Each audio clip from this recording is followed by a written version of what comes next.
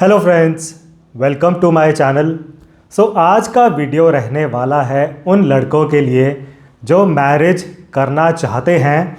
उनकी जो सैलरी है इट इज़ डिसेंट, ठीक ठाक सैलरी, एंड उनकी जो नेचर है it is a bit introvert nature. तो ज़्यादा बॉडी काउंट बढ़ाने के चक्कर में ये लड़के नहीं फंसे। तो जो मैरिज का इंस्टीट्यूशन है उस मैरिज के इंस्टीट्यूशन की इनके दिमाग में पूरी रिस्पेक्ट है। मैरिज तो ये करना चाहते हैं, बट अरेंज मैरिज को अप्रोच कैसे करना चाहिए उसको लेकर बहुत कन्फ्यूजन है उनके दिमाग में। तो आज के वीडियो में मैं आपको एक बहुत ही डिटेल्ड अप्रोच बताने वाला हूँ। पूरे मैं आपको डिटेल्ड गाइडलाइंस बताने वाला हूँ कि जब आप एक अरेंज मैरिज को अप्रोच करते हैं तो आपको क्या करना चाहिए एंड क्या नहीं करना चाहिए। तो इस चैनल का शायद ये सबसे इम्पॉर्टेंट वीडियो रहने वाला है टिल टुडे। इसको आप एंड तक ज़रूर देखें एंड अपना फीडबैक ज़रूर प्रोवाइड करें इन दी कमेंट सेक्शन। तो चलिए स्टार्ट करते हैं। तो पहली चीज़ जो आपको करनी है तो शादी.com वेबसाइट पर जाने से पहले आपको क्या करना है, आपको अपने माइंडसेट लेवल पर क्लियर होना है। एंड यहाँ पर the most important thing is expectation setting. Because बहुत लोग क्या करते हैं, उन्हें द बेस्ट डील चाहिए इन द मैरिज मार्केट कि अच्छा मुझे एक ऐसी बेस्ट लड़की मिल जाएगी जो मेरी लाइफ को झकास बना देगी। तो ये जो बेस्ट लड़की रहेगी वो वर्किंग भी रहेगी, वो सुंदर भी रहेगी, वो घर का काम भी करेगी, वो खाना भी बनाएगी, मेरे पेरेंट्स की सेवा भी करेगी वो, एंड मेरी सेवा भी वो करने वाली है। तो इस तरह की एक्सपेक्टेशंस रहती हैं from a lot of boys from the marriage market. And ये लड़के ऐसा सोचते हैं कि अगर उनकी लाइफ का लेवल यहाँ पर था बिफोर मैरिज तो वो लड़की उनकी लाइफ के लेवल को यहाँ पर ले जाएगी मिराकुलसली आफ्टर गेटिंग मैरिड। अब देखिए, आपको रियलाइज़ करना है इस तरह की दी आइडियल या दी बेस्ट लड़की डज नॉट एग्जिस्ट। तो ऐसी अनरियलिस्टिक एक्सपेक्टेशंस आप मत रखें फ्रॉम द मैरिज मार्केट। देखिए, आप एक एवरेज लड़के हैं तो आपको दी बेस्ट लड़की नहीं चाहिए फॉर गेटिंग मैरिड। आपको चाहिए एक डिसेंट लड़की, एक इक्वल पार्टनर आपको चाहिए फॉर मैरिज। एंड जब दो इक्वल पार्टनर्स के बीच में मैरिज होती है फिर ये बन जाती है एक झकास marriage. Please note down this point, right. तो आपको चाहिए एक इक्वल पार्टनर। तो पहले आप क्या करें, आप खुद को एक रेटिंग दें। देखिए, अपने खुद के बारे में आपको सबसे बेस्ट आइडिया रहता है तो आप खुद की रेटिंग दें। तो आप अपने आप को रेट करें on your looks, on your salary, on your family कि अच्छा मेरी जो फैमिली है एवरेज, मेरी जो लुक्स हैं एवरेज, मेरी सैलरी शायद बिलो एवरेज या अबव एवरेज। जो भी आप अपनी तरफ से एक अनबायस्ड रेटिंग दे सकते हैं, खुद को उस तरह आप रेट करें। एंड अब इस रेटिंग को अपने दिमाग में रखते हुए आप एक्सपेक्टेशन सेटिंग करें फ्रॉम द लड़की, राइट। बिकॉज आपको रियलाइज़ करना है, देखिए अरेंज मैरिज के केस में स्पेशली एक्सपेक्टेशन सेटिंग अगर आप ठीक कर लेते हैं तो half of your work is done. Because mostly लोग इश्यूज़ को इसीलिए फेस कर रहे हैं बिकॉज उनकी रियलिटी शायद यहाँ पर रहती है, उनकी एक्सपेक्टेशन रहेगी यहाँ पर, राइट। तो ये जो मिसमैच है that is giving you a lot of issues, right. तो खुद की आपने रेटिंग दी एंड अब ऐसी लड़की को आप ढूंढें who is also similar to this rating जो आप खुद को दे चुके हैं। तो ये पहली चीज़ आपको करनी है, एक्सपेक्टेशन सेटिंग। अब आगे बढ़ते हुए दूसरी चीज़, again on a mindset level, देखिए बॉयज़ के केस में स्पेशली बहुत लड़कों का ऐसा रहता है कि वो लड़की की ब्यूटी के आगे सोच ही नहीं पाते हैं। तो मैं आपको बताना चाहूँगा from my personal experiences as well, from discussions and consultations. तो मोस्टली जो मेरी डिस्कशंस रहती हैं with boys who are yet to get married, तो मोस्टली मेरा काम ये रहता है कि वो जो लड़का है, लेट्स से उसका नाम राहुल है, उस राहुल को लुक्स के आगे बढ़ाना कि भाई राहुल, इस फोटो को, लड़की की फ़ोटो को तुम कितनी देर तक देखते रहोगे? भाई राहुल, थोड़ा लुक्स के आगे भी आपको सोचना चाहिए। बिकॉज जो राहुल है वो बस लुक्स की मेंशन करता रहेगा कि अच्छा सर, ये जो लड़की है she is very very beautiful, very good looking. मैं पूछूंगा कि अच्छा उसका नेचर कैसा है, एटीट्यूड कैसा है, बिहेवियर कैसा है। हर सवाल का एक ही जवाब आ रहा है फ्रॉम राहुल कि sir she is very very good looking, right. तो बहुत ऐसे लड़के हैं वो लुक्स के आगे सोच ही नहीं पाते हैं, उनकी जो सोच है वो बस ब्यूटी पर रुक जाती है, राइट। तो माइंडसेट लेवल पर आपको ये मिस्टेक नहीं करनी है। देखिए, I completely agree that looks of the girl are very important, but उससे भी शायद ज़्यादा इम्पॉर्टेंट है उस लड़की का nature, behaviour, attitude, intelligence, right. तो इन चीज़ों को भी आप अपने पैरामीटर्स में ज़रूर कंसिडर करें when you are going for an arranged marriage, right. तो यहाँ तक हमने 2 पॉइंट्स डिस्कस किए जो आपको ज़रूर रियलाइज़ करने हैं ऑन अ माइंडसेट लेवल। पहला, आपको सही एक्सपेक्टेशन सेटिंग करनी है। दूसरा, आपको सिर्फ लुक्स के चक्कर में भावनाओं में बह नहीं जाना है।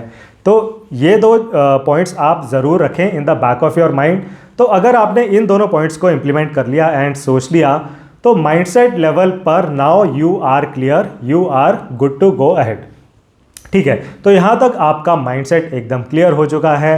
अब आप जाने वाले हैं शादी.com या फिर बाकी मैट्रिमोनियल वेबसाइट्स के ऊपर। तो वहाँ ऑन द मैट्रिमोनियल वेबसाइट, वहाँ पर आप प्रोफाइल के बेसिस पर लड़कियों को सेलेक्ट करते हैं, फिर लड़की वालों से बात की जाती है ऑन द फोन, एंड अगर सब कुछ सही लगता है तो उसके बाद मीटिंग अरेंज की जाती है between the parents and the boy and the girl.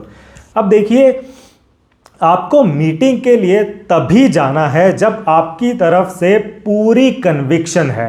Because मैं ये भी देख रहा हूँ बहुत लड़के क्या कर रहे हैं, वो बिना कन्विक्शन के मीटिंग करने चले जाते हैं विद द गर्ल साइड।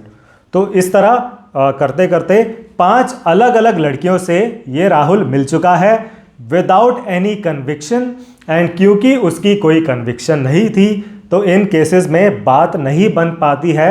अब उस बात का ट्रॉमा रहता है उसके दिमाग में कि सर, मैं तो 5 अलग अलग लड़कियों से सर मिल चुका हूँ, सर कहीं बात नहीं बनी। तो देखिए, वो जो बिना कन्विक्शन के अगर आप मीटिंग करने चले जाते हैं, it is of no use at all, right. तो ये चीज़ भी आपको ज़रूर रखनी है in the back of your mind. Only go to meet that girl and the parents when you are totally convinced. And यहाँ पर आपको क्या करना है, तो एक बार जब आपने प्रोफाइल सेलेक्ट करी या फिर शॉर्टलिस्ट करी ऑन शादी.com, आपको अब यहाँ पर रेड फ्लैग्स आइडेंटिफाई करने हैं before meeting that girl, right. तो आपने प्रोफाइल शॉर्टलिस्ट करी, अब आपको रेड फ्लैग्स आइडेंटिफाई करने हैं।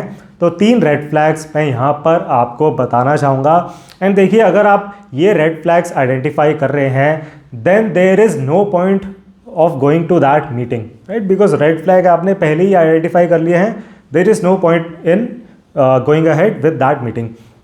तो ये जो 3 रेड फ्लैग हैं, अगेन इनको आप ज़रूर नोट करें।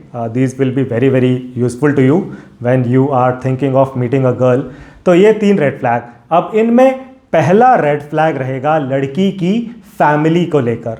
तो देखिए, जो लड़की की फैमिली का स्टेटस है, जो उनका लेवल आप कह सकते हैं, should be close to the level और स्टेटस ऑफ योर फैमिली। थोड़ा बहुत ऊपर नीचे चलता है, बट अगर उस लड़की की जो फैमिली है वो है एक गरीब फैमिली एंड आप एक अमीर फैमिली या फिर मिडिल क्लास फैमिली से बिलोंग करते हैं, तो यहाँ पर एक बहुत बड़ा मिसमैच है, राइट। बिकॉज वो जो लड़की है, शी इज़ फ्रॉम अ गरीब घर, गरीब फैमिली। तो यहाँ पर this is a big red flag. यहाँ पर शादी में बहुत कलेश हो सकते हैं इन द फ्यूचर, राइट। तो अगर दोनों फैमिलीज बहुत ज़्यादा आउट हैं तो this is a huge red flag. तो ये था पहला रेड फ्लैग फैमिली को लेकर।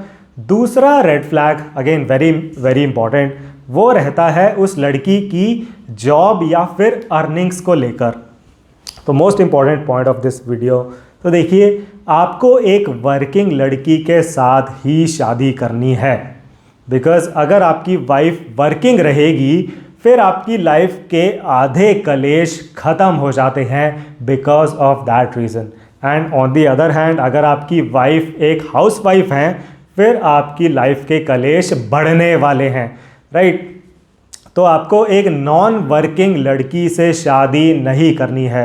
If that girl is not earning any money then this is a big red flag. इसी में आगे बढ़ते हुए अगर उस लड़की की एक ट्रांसफरेबल जॉब है, जैसा कि बहुत गवर्नमेंट जॉब्स में होता है, ट्रांसफरेबल जॉब्स होती हैं, again that is a red flag. Because अगर आपको as a husband and wife अलग अलग घर में अलग अलग सिटी में रहना पड़ रहा है फिर आपकी लाइफ में बहुत कलेश होने वाले हैं। एंड इसी में आगे बढ़ते हुए again another very important point regarding salary. देखिए अगर उस लड़की की सैलरी आपसे बहुत कम है, मतलब इट इज़ 10% और 15 और 20% of your salary, again it is a big red flag. तो लेट्स से आपकी सैलरी है 3 lakh rupees per month and उस लड़की की सैलरी है 10% 30,000 rupees per month. In that case this is a big red flag, because आप ये मान के चल सकते हैं कि ये लड़की बाद में अपनी जॉब को छोड़ने वाली है। बिकॉज फिर ये सोचती हैं लड़कियां कि अच्छा 30,000 कहाँ 3 लाख रुपए, तो मैं छोड़ देती हूँ, बिग डील, राइट। तो again this is a big red flag. तो ये था second red flag regarding the job और अर्निंग्स ऑफ दैट गर्ल। तो अगेन ये बहुत ही इंपॉर्टेंट रहेगा। तीसरा रेड फ्लैग, अब ये रेड फ्लैग आप शायद फिजिकली मिलने के बाद ही आइडेंटिफाई कर पाएंगे। तो कुछ केसेस में क्या रहता है कि जो लड़की है उसकी शादी.com पर प्रोफाइल पिक कुछ और रहती है एंड उसका जो असली चेहरा है वो कुछ और रहता है। तो शादी.com की प्रोफाइल पिक एंड असली चेहरे में बहुत ज़्यादा डिफरेंस रहता है। Now this is again a huge red flag. तो कुछ लड़कियां ऐसा करती हैं, वो अपनी फेक प्रोफाइल पिक्स अपलोड कर देती हैं। आई डोंट नो फोटोशॉप का यूज़ किया जाता है, बट ऐसा कुछ लड़कियां कर रही हैं। अब यहाँ पर होता क्या है, आपको बहुत सारे ट्रस्ट इश्यूज फेस करने पड़ सकते हैं, बिकॉज उस लड़की ने अपनी प्रोफाइल पिक को फेक किया है ये तो आपको पता लग जाएगा, बट उसके अलावा क्या क्या डिटेल्स वो फेक कर रही है आप कभी भी नहीं जान पाएंगे, राइट। तो ये था तीसरा red flag regarding the looks of that girl. तो यहाँ तक हमने डिस्कशन करी अबाउट दोज 3 रेड फ्लैग्स जो आपको मीटिंग से पहले आइडेंटिफाई करने हैं। तो आपने इन रेड फ्लैग्स को आइडेंटिफाई करने की कोशिश करी एंड अगर आपने आइडेंटिफाई कर लिया फिर do not go ahead with the meeting. But अगर आपको तब भी सब सही लग रहा है, इन दैट गर्ल कोई रेड फ्लैग नहीं है, अब आप मीटिंग के लिए आगे बढ़ सकते हैं।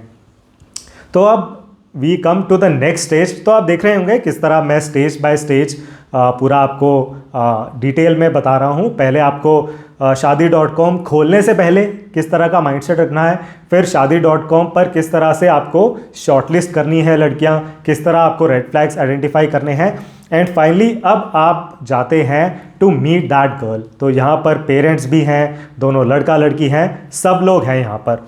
तो यहाँ पर आपको क्या करना है, पहली चीज़ आपको नोटिस करनी है the vibes you are getting from that girl. अब वाइब्स में क्या क्या आता है, देखिए उस लड़की की चाहे लुक्स हो, चाहे उसका नेचर हो, बिहेवियर हो, एटीट्यूड हो, सब कुछ वाइब्स के अंदर आ जाता है। तो क्या आपको पॉजिटिव वाइब्स मिल रही हैं या फिर क्या आपको नेगेटिव वाइब्स मिल रही है, it makes a lot of difference, right. तो क्या उस लड़की का एक इंटिमिडेटिंग नेचर है या क्या वो लड़की बस चुपचाप बैठी है कि अच्छा हाँ जी राहुल जी आप देख लो जैसा आप बोलो, तो उससे भी आपको कुछ नेगेटिव वाइब्स मिलेंगी कि अच्छा यार ये लड़की तो कुछ बोल ही नहीं रही है, may be she is hiding something, या मुझे तो इसके बारे में समझ ही नहीं आ रहा है, राइट। तो वो जो आपके अंदर जो वाइब्स आ रही हैं, जो आपके इंस्टिंक्ट्स हैं, उनको आप इग्नोर मत करें। बहुत केसेस में मैंने ये देखा है जो कपल्स एक बैड मैरिज में हैं, तो जब आप हस्बैंड से या वाइफ से बात करेंगे तो वो आपको बताएंगे कि हाँ जी, शादी से पहले मुझे कुछ बैड वाइब्स आ रहे थे। तो अगर आपको नेगेटिव वाइब्स आ रहे हैं, definitely do not ignore those bad vibes. तो वाइब्स के अंदर सब कुछ आ जाता है, उस लड़की की height, looks, beauty, nature, attitude. तो अगर आपको पॉजिटिव लग रहा है then you can proceed ahead with the shaadi. And आगे मैं कुछ क्वेश्चंस भी बताऊंगा आपको। बट अगर आपको नेगेटिव वाइब्स आ रही हैं, definitely you need to reconsider. तो वाइब्स पहले आपने नोटिस करी, रियलाइज़ करी। अब उसके बाद देखिए, आपको कुछ क्वेश्चंस पूछने हैं, अपने सारे डाउट्स आपको क्लियर करने हैं by discussing with that girl. कोई भी चीज़ आपको अज्यूम नहीं करनी है, because specially in the current times देखिए, कोई भी चीज़ अज्यूम करना इज़ फुल ऑफ डेंजर। तो होता क्या है आजकल मैरिजेस में, जब बाद में मैरिटल कॉन्फ्लिक्ट्स होते हैं, तो लेट्स से बच्चे को लेकर मैरिटल कॉन्फ्लिक्ट्स हो रही है कि अच्छा, जो लड़की है वो कह रही है कि I do not want to have kids, husband कह रहा है कि लेट्स हैव किड्स। तो ये लड़की कहती है कि अरे मैं नहीं करना चाहती हूँ बच्चे। तो लड़के वाले उसको कहते हैं कि अरे ये तो अज्यूम था कि तुम बच्चे करोगी, तुमने पहले क्यों नहीं बताया। तो दैट गर्ल सेज कि आप लोगों ने पूछा ही नहीं था पहले, राइट। तो कोई भी चीज़ आप अज्यूम नहीं कर सकते हैं इन द करंट टाइम्स। तो आपको अपने सारे क्वेश्चंस पूछने हैं, डाउट्स क्लियर करने हैं, एंड डेफिनेटली आपको रिस्पेक्टफुल रहना है। आप इंटिमिडेट करते हुए क्वेश्चन मत पूछें, आराम से पूछें कि अच्छा ईशा जी, ये मेरे थॉट्स हैं अबाउट हैविंग किड्स, आपके क्या थॉट्स हैं आप भी बता दो। तो इस तरह हम दोनों का जो डाउट है वो क्लियर हो जाएगा, राइट। तो आपको क्वेश्चंस ज़रूर पूछने हैं। अब यहाँ पर मैं आपको कुछ 3 या 4 क्वेश्चंस बताने वाला हूँ जो आपको ज़रूर पूछने हैं फ्रॉम दैट गर्ल। इनके बारे में डिस्कशन करना इज़ अल्ट्रा इम्पॉर्टेंट। तो यहाँ पर पहला क्वेश्चन रहता है कि क्या वो लड़की शादी के बाद जॉब कंटिन्यू करेगी या नहीं। तो वर्किंग लड़की आप ढूंढ रहे हैं, तो आज की डेट में तो शी इज़ वर्किंग, बट क्या वो शादी के बाद कंटिन्यू रखेगी या फिर नहीं रखेगी, that should be your question. And definitely अगर वो लड़की ऐसा आपको बोल रही है कि मैं तो 6 महीने बाद या 6 महीने बाद या 1 साल बाद जॉब छोड़ दूंगी, तो that is a big red flag. And कुछ आप अपनी तरफ से भी समझ सकते हैं, again retreating the same point, अगर उस लड़की की सैलरी आपसे बहुत ही कम है, 10%, 15%, 20% ऑफ योर सैलरी, तो आप मानकर चल सकते हैं कि ये लड़की अपनी जॉब को छोड़ने वाली है इन द नियर फ्यूचर। तो ये था पहला क्वेश्चन जो आपको पूछना है कि क्या वो लड़की अपनी जॉब को कंटिन्यू रखेगी या फिर नहीं रखेगी। सेकंड क्वेश्चन जो आपको पूछना है वो है किड्स को लेकर आप दोनों के थॉट्स। अब देखिए, बच्चों को लेकर कोई आंसर सही नहीं है, कोई आंसर गलत नहीं है, बस आप दोनों की जो थिंकिंग है वो मैच करनी चाहिए। तो अगर एज द बॉय आप चाहते हैं कि आपको तो 2 बच्चे करने हैं इन द मैरिज, एंड अगर वो लड़की भी चाहती है कि 2 बच्चे करने हैं, परफेक्टली फाइन। अगर आप ऐसा चाहते हैं कि you never want to have kids, and अगर वो लड़की भी ऐसा चाहती है कि हाँ मुझे भी बच्चे कभी नहीं करने हैं, then it is perfectly fine. But आप दोनों का जो माइंडसेट है, जो थिंकिंग है, वो मैच करनी चाहिए बच्चों को लेकर।